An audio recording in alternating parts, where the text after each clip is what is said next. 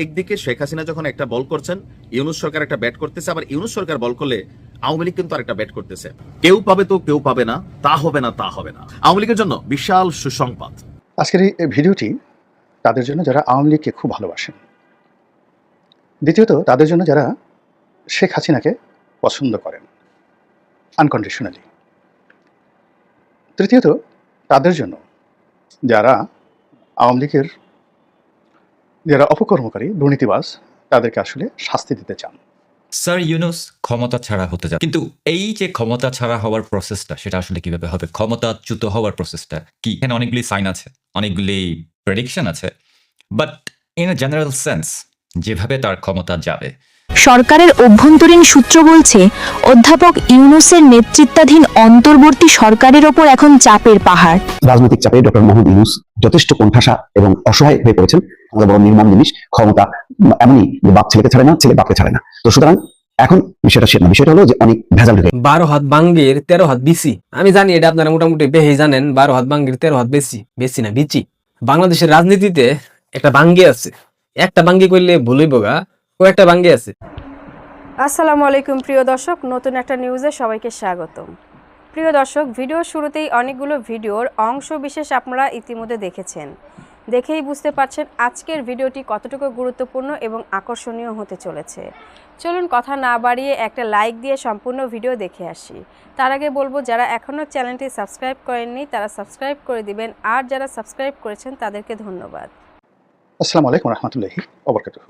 সম্মানিত দর্শক, আজকের এই ভিডিওটি তাদের জন্য যারা আওয়ামী লীগকে খুব ভালোবাসেন, দ্বিতীয়ত তাদের জন্য যারা শেখ হাসিনাকে পছন্দ করেন আনকন্ডিশনালি, তৃতীয়ত তাদের জন্য যারা আওয়ামী লীগের যারা অপকর্মকারী দুর্নীতিবাজ তাদেরকে আসলে শাস্তি দিতে চান, আর যারা আগামীতে একটা সুন্দর পরিবেশে দেশের সকল রাজনৈতিক শক্তি তাদের ভুল এবং ভ্রান্তি দূর করে সত্যিকার অর্থে একটি গণতান্ত্রিক পরিবেশ সৃষ্টি করার জন্য কাজ করতে চান, তাদের জন্য একটা জিনিস দেখুন। ৭৫-এর ১৫ই আগস্টের পর আওয়ামী লীগকে ২১ বছর অপেক্ষা করতে হয়েছে ক্ষমতা আসার জন্য। এইবার যে গ্লানি, যে কষ্ট এবং যে ক্ষত, যে দুর্নাম, যে বদনাম নিয়ে আওয়ামী লীগ ক্ষমতাচ্যুত হয়েছে, যদি অলৌকিক কিছু না ঘটে তাহলে কম করে হলেও ২০ বছর অপেক্ষা করতে হবে রাজনীতিতে পুনর্বাসিত হওয়ার জন্য। আর এই পুনর্বাসিত হওয়ার জন্য যদি আওয়ামী লীগ তাদের ভিতরে লুকায়িত ক্রিমিনালগুলো তাদেরকে চিনতে না পারে এবং সেই ক্রিমিনাল অ্যাক্টিভিটিসের কারণে পুরো দলের যে ইমেজ এবং দলের যে নেত্রী, তার যে ইমেজ ক্ষুণ্ণ হয়েছে, তার জীবন থেকে যে স্বর্ণালী সময়গুলো চলে গেছে, সেই বিষয়টি যদি আপনারা মূল্যায়ন না করেন তাহলে কখনো সামনে যদি কোনো সুযোগ আসেও আপনারা সেটা গ্রহণ করতে পারবেন না। বোঝার চেষ্টা করুন যে ২০০১ থেকে ২০০৬ পর্যন্ত মাত্র ৫টি বছরে বিএনপির যে দুর্নাম এবং বদনাম, তার ফলে একটা ১-১ এসেছিল। ১-১ যদি ২০০৬ থেকে আজ পর্যন্ত ধরেন ১৮ বছর বিএনপি ক্ষমতা থেকে নির্বাসনে আছে এবং এই সময়টিতে বেগম জিয়া মৃত্যুর দ্বার প্রান্তে, তারেক জিয়া এই ২০০৬ থেকে আজ পর্যন্ত দেশের বাইরে, কত প্রায় ১৬-১৭ বছর হয়ে গেল। তো এই যে ১৭-১৮ বছর বা ১৬-১৭ বছর তারেক জিয়া আছেন, এখন তার দেখেন ইংল্যান্ডে তার খাদ্যাভ্যাস কিন্তু এখন বাংলাদেশের মতো নেই। তারপরে তার মন মানসিকতা, চিন্তা চেতনা ওয়েস্টার্ন হয়ে গেছে। বাংলাদেশের এই যে পথে ঘাটে মাঠের যে রাজনীতি, রাতারাতি এখান থেকে ফিরে এসে তিনি খুব ভালো করবেন, এটা আশা করাটা বেসিক্যালি একটা স্বপ্নের বিষয়। তিনি স্কাইপেতে কথাবার্তা বলছেন, ওখানে বসে তার নেতাকর্মীদেরকে যথেষ্ট উজ্জীবিত করছেন, এটা একটা ভিন্ন প্রসঙ্গ। কিন্তু এই যে মূল ভূখণ্ড থেকে তিনি যে আলাদা হয়ে আছেন, এসে রাতারাতি এই দলটিকে নেতৃত্ব দিতে পারাটা, এটা একটা দ্বিতীয় প্রশ্ন। আর প্রথম প্রশ্ন হলো যে ক্ষমতার বাইরে ১৮ বছর থাকার পরে এবং এই সময়টিতে বিএনপি নিজেদেরকে কখনো রেকটিফাই করার চেষ্টা করেনি এবং তাদের যে সকল ক্রিমিনালদের কারণে বিএনপির ক্ষমতাচ্যুতি ঘটেছিল, যে সকল ক্রিমিনালদের কারণে জিয়া পরিবারের উপরে গজব নাজির হয়ে পড়েছিল এবং যে সকল ক্রিমিনালদের কারণে বলতে গেলে ১-১ এসেছিল, তার মধ্যে হাতে গোনা ধরুন ২০ থেকে ৫০ জন, এটা প্রিলিমিনারি সর্বোচ্চ যারা সিন্ডিকেট প্রধান, তো তারা হয়তো কেউ জেলে গেছেন, কেউ দেশের বাইরে পালিয়েছেন, কেউ নিখোঁজ হয়ে গেছেন, কেউ মরে গেছেন এই গত ১৮ বছরে। কিন্তু বিএনপির পক্ষ থেকে আসলে তাদের বিরুদ্ধে ব্যবস্থা নেওয়া যায়নি। বিএনপি যদি নেতাকর্মীরা যদি 2006, 7, 8 কিংবা ধরুন 2009, 10, 11 যে সময়টাতে গণতান্ত্রিক পরিবেশ ছিল, বা এই গত 18 বছর এরকম 18 জন লোককে আচ্ছা মতো পিটুনি দিত, তারা কি করেছে? যারা সংস্কারবাদী, সাবেক সেনাপ্রধান মাহবুবুর রহমান তাকে জুতাপেটা করেছে, জেডাই খান সাহেব সংস্কারবাদী হয়েছে তাকে জুতাপেটা করেছে। কিন্তু যে সকল দুর্নীতিবাজ, যে সকল লুটেরা, যাদের কারণে পুরো বিএনপি ক্ষমতাচ্যুত হয়েছে, যে সকল আমলা, যে সকল কামলা, যাদের বাড়াবাড়ি করার কারণে, আমি নাম বললাম না, বিএনপির আজকের এই দুরবস্থা হয়েছে। সংস্কারবাদীদের আলাদা, তাদের যদি 250 জন লোককে বিএনপি নেতাকর্মীরা জুতোপিটা করতে পারতেন, পাড়ায় মারতে পারতেন, তাহলে আজকে এই গত 14 মাসে বিএনপি যে দুর্দশা হয়েছে, যে বদনাম হয়েছে, এই বদনাম হতো না। এবং আমি নিশ্চিত যে এই বিপ্লবের পর 30 দিনের মধ্যে বিএনপির সমস্ত ক্ষমতা বিএনপির হাতে চলে আসতো, এবং বিএনপি যদি এই কাজগুলো করতে পারতো তাহলে 2024 সনের ডিসেম্বর মাসে নির্বাচন হতো, জাস্ট ডিসেম্বর মাসে, এবং এখন তারেক রহমান সাহেব প্রধানমন্ত্রী থাকতেন। কিন্তু 18 বছরে অনেক করা হয়েছে, আওয়ামী লীগের গালাগালি করা হয়েছে, নিজেদের সব কর্মকে তারা পজিটিভ করার চেষ্টা করেছে, কিন্তু আত্ম উপলব্ধি করে বা আত্মসমালোচনা করে সেই লোকদেরকে তারা খুঁজে বের করতে পারেনি। কাদের কারণে তারেক রহমান সাহেব, কাদের কারণে বেগম জিয়া, কাদের কারণে জিয়া পরিবার এই দুর্দশার শিকার হলো? তাদেরকে চিহ্নিত করতে পারেনি, তাদের বিরুদ্ধে ব্যবস্থা নিতে পারেনি, বরং তাদের অনেককে ওন করেছে তারা। আর এই ওন করার ফলে এখন গিয়ে দেখেন গত 14 মাসে ওই গ্রুপের মধ্যে, যে গ্রুপটি ওই সময় খুব দাপুটে ছিল কিন্তু বিএনপির সাথে সম্পর্ক নেই, তারাই আন্ডারওয়ার্ল্ড নিয়ন্ত্রণ করছে। আর ওই গ্রুপটির মধ্যে যে গ্রুপটি বিএনপির সাথে সম্পর্ক আছে, তারাই এই সব কিছু ভাগবাটোয়ারার সাথে জড়িত থেকে বিএনপির লক্ষ লক্ষ নেতাকর্মীর গত 18 বছরের শ্রমকে শেষ করে দিচ্ছে। ফলে দেখুন, এখন তারেক রহমান সাহেবকে অশ্রু সজল নেত্রী বলতে হচ্ছে, আপনারা ঐক্যবদ্ধ থাকেন, যত সহজে ক্ষমতা আসার কথা চিন্তা করছেন তত সহজে আসতে পারবেন না। এবং বিএনপি যদি এইবার এই দফাতে, এই নির্বাচনে, যাকে বলা হয় তারা এই ট্রেন মিস করে, অর্থাৎ ফেব্রুয়ারিতে যদি নির্বাচন না হয়, তাদেরকে হয়তো আওয়ামী লীগের সাথে একতে আরও 20 বছর অপেক্ষা করতে হবে। তখন আমি, তারেক রহমান সাহেব, আমাদের যে বয়স 80 বছর হয়ে যাবে। বোঝার চেষ্টা করেন, জীবন শেষ। তো একইভাবে এই বিএনপির যে কর্মকাণ্ড, তার থেকে আওয়ামী লীগেরও শিক্ষা নিতে হবে। শেখ হাসিনা আসলে এরকম ছিলেন না। যদি 96 থেকে 2001 সন পর্যন্ত শেখ হাসিনার কার্যকাল চিন্তা করেন, এবং তাকে তারা কাছের থেকে দেখেছেন, তার অনেস্টি, তার সততা, মানে তার ওই যে মুখরা, মুখ ফুটকে টাস টাস করে অনেকগুলো কথা বলা, যা মুখে আসে তাই বলে দেয়, এই জিনিসগুলো, বা এখনও তিনি যে কাজগুলো করছেন, এইগুলো বাদ দিয়ে যদি তার শাড়ি, তার ড্রেস কোড, তার ঘরের যাকে বলা হয়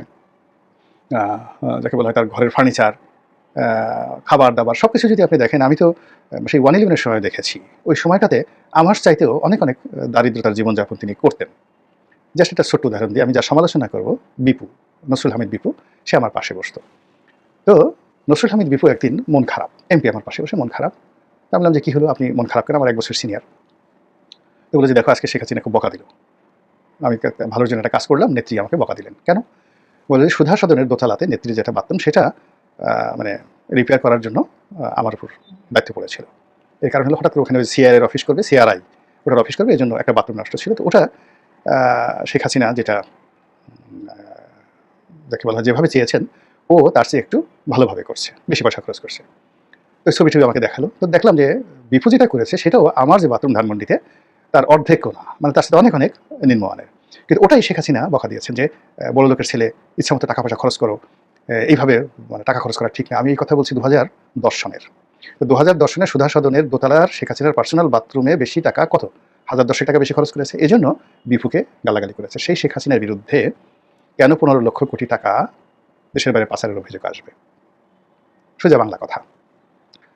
এখন এই যে লোকগুলো এই কাজ করেছে, সেই লোকগুলো থেকে আওয়ামী লীগ এখনো মুক্ত হতে পারছে না। আওয়ামী লীগের কতগুলো যাকে বলে অর্থদানব, যেমন ধরেন সালমান এফ রহমান, আনিসুল হক, এই নসরুল হামিদ বিপু, এরা, তারপরে ওই জ্বালানি উপদেষ্টা ছিলেন তৌফিক এলাহি, এই আবু নাসের কামাল একজন সচিব ছিলেন, এরকম অসংখ্য মানুষ যারা একটা সিন্ডিকেট করে, এহেন অপকর্ম নাই রাষ্ট্রের। যদি আবর্জনার মধ্যে, মনুষ্য বিষ্ঠার মধ্যে কোনো টাকা পড়তো, ওই টাকাও তারা তুলতো। এই ছিল একটা গ্রুপ। এখন এই গ্রুপটি এখনো পর্যন্ত দলের মধ্যে স্ট্রং, এবং তাদের কেউ যদি জেলখানায় থেকে পালিয়ে থাকে, তাদের লোকজনই কিন্তু আওয়ামী লীগের উপর ছড়ি ঘুরাচ্ছে। বিশ্বাস করেন, এই কাজ যদি চলতে থাকে তাহলে কিয়ামত পর্যন্ত আওয়ামী লীগ ক্ষমতা আসা তো দূরের কথা, ধারে কাছে যেতে পারবে না, আরও অভিশপ্ত হবে। এখানে আমি কতগুলো নাম বলছি: দীপু, টিপু, বিপু, মানে নসরুল হামিদ বিপু, তারপরে ডাক্তার দীপুমণি, আবার ডাক্তার দীপুমণির ভাই আছে টিপু, গিয়ে চাঁদপুর একটু খোঁজ নিয়ে দেখেন যে দীপু টিপু এই পরিবারটি কি সর্বনাশ করেছে আওয়ামী লীগের। পুরো চাঁদপুর কুমিল্লা রাজনীতি তছনছ করে ছেড়ে দিয়েছে। এই যে দীপুমণি, এতগুলো ডিগ্রি, শেখ হাসিনা তার জন্য কি করেছেন? ওর তো মানে গায়ের চামড়া দিয়ে শেখ হাসিনার জুতা বানিয়ে দিলে ওর তো মানে যাকে বলে শেষ হবে না। সেই মানুষ শেখ হাসিনার সামনে এমনভাবে মানে যাকে বলা হয় মাথা নুয়ায় থাকতো আর এমনভাবে তেল মারতো, এই যে খারাপ আচরণ করতে পারে কেউ বিশ্বাসই করতে পারে না। অথচ শিক্ষা মন্ত্রণালয়ে যখন সে যাকে বলা হয় শিক্ষামন্ত্রী ছিল, ওর দুর্ব্যবহারে, ওর দুর্নীতিতে, মানে একজন ভাইস চ্যান্সেলর এত কোটি টাকা দিয়ে নিয়োগ হবে, মানে ওর দুর্নীতিতে শিক্ষা মন্ত্রণালয়ের ইট পাথর সিমেন্ট পর্যন্ত মানে কান্নাকাটি করতো, অভিশাপ দিত। অথচ এই দীপু মানে দীপুমণি আমাকে খালিদ মাহমুদ চৌধুরী একদিন বললেন, বন্ধু মানুষের যে মন্ত্রী ছিলেন নৌপরিবহন মন্ত্রী, তো খালিদ মাহমুদ চৌধুরী অনেকদিন সে যাকে বলা হয় প্রধানমন্ত্রী শেখ হাসিনার মানে সে যখন বিরোধী দলীয় নেত্রী ঠিক সেই সময়টাতে তার এপিএস হিসেবে অনেকদিন দায়িত্ব পালন করেছেন। তো শেখ হাসিনার কাছে যেতে হলে খালিদ মাহমুদ চৌধুরী, তারপরে কয়েকদিন আওলাদ, এরা খুব প্রভাবশালী ছিলেন 2001 থেকে 2006 সন পর্যন্ত। ওই সময়টা পর্যন্ত মানে দীপুমণি 2001 পর্যন্ত শেখ হাসিনার রুমে ঢুকতে পারেন। সে বারবার আসছে, দেখা করতে চায়, সব কিছু করতে চায় খালিদ মাহমুদ চৌধুরীর পিছনে ঘুরে, এবং একটা সময় খালিদ মাহমুদ চৌধুরী খুব বিরক্ত হয়ে শেখ হাসিনার কাছে গিয়ে বললো এরকম ব্যাপার। তো সে বলে কে? সে বলে এরকম সন্ধানী করে ডাক্তার, মানে সন্ধানী রক্তের ব্লাড ব্যাংকের সাথে কাজ করে, ডাক্তার আওয়ামী লীগ করে, এভাবে আসতে চায়। তো সে দেখা করতে রাজি না। পরে একদিন খালিদ মাহমুদ চৌধুরী বলতে গেলে শেখ হাসিনাকে অনেকটা রাজি খুশি করে তাকে মানে দোতলায় নিয়ে গেল। তো খালিদ বললেন যে কি বলবো দুঃখের কথা, ওই যে উঠলো দোতলাতে আর নামাতে পারলাম না। এরপরে আমি তো নিজে তাকে দেখেছি বিভিন্ন জায়গাতে। এখন সেই দীপুমণি জেলে আছে, সবকিছু আছে, কিন্তু দলের তো সর্বনাশ হয়ে যাচ্ছে। এখন সেই দীপুমণিকে নিয়েও মানুষের যারা জানে না দলের ভিতরের খবর, যারা বাইরে জানে না যে এই দীপু টিপু বিপু কি করেছে। এই যে বিপু, নসরুল হামিদ বিপু, তার বাবার নাম হামিদ, আব্দুল হামিদ, কয়লা হামিদ, মানে কয়লার খুব বড় ব্যবসায়ী ছিলেন, ঢাকা ক্লাবের মেম্বার, অবস্থা ভালো। 2009 সন পর্যন্ত মোটামুটি ভালো ছিল, 10 সন পর্যন্ত ভালো ছিল। ইভেন তার ব্যবসা বাণিজ্য যে এখন এত কিছু হচ্ছে, কোনো ব্যবসা বাণিজ্য ছিল না, সবগুলো নষ্ট হয়ে গেছে। বাড়ি বলতে এই মানে বাড়ি ধারাতে একটা তার 5 কাঠার উপরে একটা বাড়ি ছিল দোতলাতে, আর লোনে ভরা সব দিক থেকে। তখন বিপুর চাইতে আমার ব্যবসা বাণিজ্য অনেক অনেক ভালো ছিল। তো বিপু আমাকে বলতে, রনি আমার কিছু লোনের ব্যবস্থা করে দাও, এই ঘটনা। আমার কাছে ঠিক আছে, বছরের কত লোন? এই কত 10-12 কোটি টাকা। 2010 সনে 10-12 কোটি টাকা লোন ছিল তার জন্য একটা স্বপ্নের ব্যাপার। এই বিপু হঠাৎ করে এই যাকে বলা হয় সালমানের সাথে তার একটা ঐক্য হয়ে গেল, কিভাবে যেন। তারপর এই সিন্ডিকেটের মধ্যে ঢুকে গেল, প্রথমে রিহাবের মধ্যে ঢুকলো, পূর্ত মন্ত্রণালয় সংক্রান্ত মান্নানের সাথে গন্ডগোল করে, তারপর শেষ ওখানকার যত রকম ভূমিদস্যু আছে তাদেরকে বিভিন্ন সুযোগ সুবিধা দিয়ে হি মেড হিউজ মানি। তারপরে যখন সে মন্ত্রী হয়ে গেল, এরপর সে একটা সিন্ডিকেটের মধ্যে ঢুকে গেল। সেই স্যার ইউনুস ক্ষমতা ছাড়া হতে যায়, কিন্তু এই যে ক্ষমতা ছাড়া হওয়ার প্রসেসটা সেটা আসলে কিভাবে হবে, ক্ষমতাচ্যুত হওয়ার প্রসেসটা কি? এখানে অনেকগুলি সাইন আছে, অনেকগুলি প্রেডিকশন আছে, but in a general sense যেভাবে তার ক্ষমতা যাবে তার কিছু কিছু সিমটম অলরেডি আপনারা দেখতে পাচ্ছেন। প্রথমে স্যার ইউনুসের বিভিন্ন মহলে, আন্তর্জাতিক মহলে যে সাপোর্ট আছে সেই সাপোর্টগুলো উঠে যাবে। স্যার ইউনুসের এখন তেমন কোনো অ্যালাই নাই। যতটুকু ধরা হচ্ছে যে আমেরিকার স্টেট ডিপার্টমেন্টের একটা শ্যাডো, একটা অ্যামব্রেলা স্যারের উপরে আছে, আসলে সেটা সঠিক না। আমেরিকার এমবাসি লোকালি ইউনুস সাহেবকে মানে সাপোর্ট দিয়ে আসছেন, অল দিস গেম, বিকজ এটা বাইডেন অ্যাডমিনিস্ট্রেশনের একটা সেট আপ ছিল, বাট ট্রাম্প সাহেবের অ্যাডমিনিস্ট্রেশনের কোনো সাপোর্ট ডক্টর ইউনুসের উপর নাই, এবং আমেরিকার স্টেট ডিপার্টমেন্টও বাংলাদেশ নিয়ে আর মাথা ঘামাচ্ছে না। মূলত এই অঞ্চলে যত কাহিনী হবে সেগুলোতে তারা এখন আর মানে ট্রাম্পের অ্যাডমিনিস্ট্রেশন কখনো মাথা ঘামা। ইউরোপিয়ানরা একসময় ডক্টর ইউনুসের ফ্যান বয় ছিল, বাট এই মুহূর্তে ইউরোপিয়ানরা স্যার ইউনুসকে কোনোভাবে বিশ্বাস করতে পারছেন না, এবং ডক্টর ইউনুসকে তারা একটা বিশাল ফেলিওর হিসেবে ধরে নিয়েছে। এখন মুখ বাঁচানোর চেষ্টা করছে অনেকেই, অর্থাৎ অনেক কিছু এক্সপোজ হয়ে যাচ্ছে। বিভিন্ন ধরনের মানবাধিকার সংস্থাগুলো অলরেডি নানা ধরনের স্টেটমেন্ট দেওয়া শুরু করেছে। সেই সাথে বাংলাদেশের যে মানে জেনারেল অবস্থা, কন্ডিশন যেটা, সেটা খুবই খারাপ, খুবই বাজে। সেটা মানবাধিকার হোক, সেটা উইমেন সেফটি হোক, চাইল্ড সেফটি হোক, সেটা জার্নালিস্টদের রাইট বলেন, ফ্রিডম অফ স্পিচ বলেন, সেফটি সিকিউরিটি বলেন, একটা দেশে সবগুলোই একেবারে নেগেটিভ। সো ইউরোপিয়ান কাউন্টারপার্ট যারা বাংলাদেশের, ইউরোপিয়ান যারা অ্যালাই ছিল, ফ্যান ছিল, তারাও আস্তে আস্তে সরে যাচ্ছে, তাদের চেহারাও চেঞ্জ হয়ে যাচ্ছে। তারা অ্যাকচুয়ালি স্যার ইউনুসকে এখন কোনোভাবে বিশ্বাস করতে পারছে না। তাদের কাছে ডক্টর ইউনুস হচ্ছে এই মুহূর্তে তাদের দেখা আমার মনে হয় সবচেয়ে বড় failure in the past 1 year। গা তো বাঁচাতেই হবে, মানে সামনে যে লজ্জার একটা সময় আসছে, সেই লজ্জা থেকে বাঁচতে হলেও এখন তারা একটা ডিস্টেন্স মেনটেন করবে। হ্যাঁ, উপরে উপরে অনেক কিছুই হবে, কিন্তু তলে তলে কোনো কিছুই হবে না। এরপরে ধরেন আশেপাশের যে সমস্ত দেশগুলি আছে, এশিয়ার মধ্যে যে দেশগুলি আছে, তারাও মানে অনেকভাবে অনেক কিছু দেখাবে, কিন্তু end of the day sir ইউনুসের পাশেও থাকবে না। চায়না অলরেডি পিছনের দিকে হাঁটা শুরু করেছে, এবং তারা আরও পিছনের দিকে হাঁটবে, কারণ বাংলাদেশের সাথে চায়না কোনোদিনই এমন কোনো ডিলে যাবে না যেটার কারণে তাদের এই অঞ্চলে কোনো একটা প্রবলেম হবে। আর যেহেতু ইন্টারিম গভর্নমেন্ট, তাদের লোকজন সবই আমেরিকান, এবং আমেরিকার স্বার্থ নিয়েই তারা চলাফেরা করছে, সেক্ষেত্রে চায়না মোটেও ইন্টারেস্টেড না ইউনুস সাহেবকে সাপোর্ট দেওয়া। আর রইল বাকি India, you all know about it, এটা আমার এক্সপ্লেন করার কিছু নাই।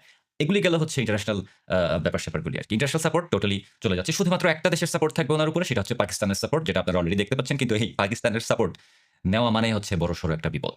সেই বিপদ থেকে এখন তারা আর বের হতে পারছে না, অলরেডি সেই বিপদ তাদের ঘাড়ের উপর। এতদিন ধরে ডোমেস্টিকলি মানে বাংলাদেশের ভিতরে ইউনূস সাহেবের অনেকগুলি অ্যালাই ছিলেন, যেমন বিএনপি, জামাত, এনসিপি, সুশীল সমাজ, অশ্লীল সমাজ, এ ধরনের অনেকেই কিন্তু তার অনেক সাপোর্ট দিয়ে আসছে। কিন্তু এখন সেই সাপোর্ট নেই। বিএনপি অলরেডি বলেছে যে ইউনূস সাহেব তাদের সাথে বিশ্বাসঘাতকতা করেছে, ইন্টারিম গভর্নমেন্ট তাদের সাথে বিশ্বাসঘাতকতা করেছে। সো এখানে একটা ক্ল্যাশ, একটা ভিজিবল ক্ল্যাশ বিদ্যমান। যদিও বিএনপির কোনো ভরসা নাই, টাকা পয়সা দিয়ে আবার তাদেরকে চুপ করিয়ে দেওয়া হতে পারে, but end of the day বিএনপির রুট লেভেলের যারা নেতাকর্মী আছেন তারা অলরেডি ইউনূস সাহেবের উপর চরম খেপা, কোনোভাবেই সাপোর্ট দিতে চাইছে না। এবং বিএনপি যদি এখনো না বুঝে থাকে, আরো কিছুদিন পরে গিয়ে আরো ভালোভাবে বুঝবে যে আসলে স্যার ইউনূসের নিয়ম। ইউনূস সাহেবের সাথে এনসিপির একটা লাগবে, যদিও এনসিপি স্যার ইউনূসের একটা ব্রেইন চাইল্ড, কিন্তু বিএনপিকে একটু জায়গা দিতে গিয়ে, বিএনপিকে একটু ফ্লোর দিতে গিয়ে বা একটু খুশি করতে গিয়ে এনসিপি আর জামাতকে নাফুস করে ফেলবে, তখন তারা লাগবে। তো এই ধরনের জিনিসগুলি যখন ঘটতে থাকে একসাথে, ধরেন সবার সাথে একটা ঝগড়া, সবাইকেই সবার মন জোগাতে গিয়েই তারা উল্টা ফেসে যাবে। কারণ তারা মূলত হচ্ছে আমেরিকার যেই পলিসি আছে সেগুলিকে বাস্তবায়ন করতে যাচ্ছে, দেশ বিক্রি করা। এখন দেশ বিক্রি করতে হলে দেশ বিক্রির তো ভাগ লাগে, বিএনপিকে একটা ভাগ দিতে হবে, এনসিপিকে একটা ভাগ দিতে হবে, জামাতকে একটা ভাগ দিতে হবে, রাইট? সো এই সমস্ত ভাগ বাটোয়ারাতে তারা পেরে উঠবে না। পলিটিক্স এমন একটা জিনিস, পলিটিশিয়ান ছাড়া পলিটিক্স করলে যা হয় আর কি।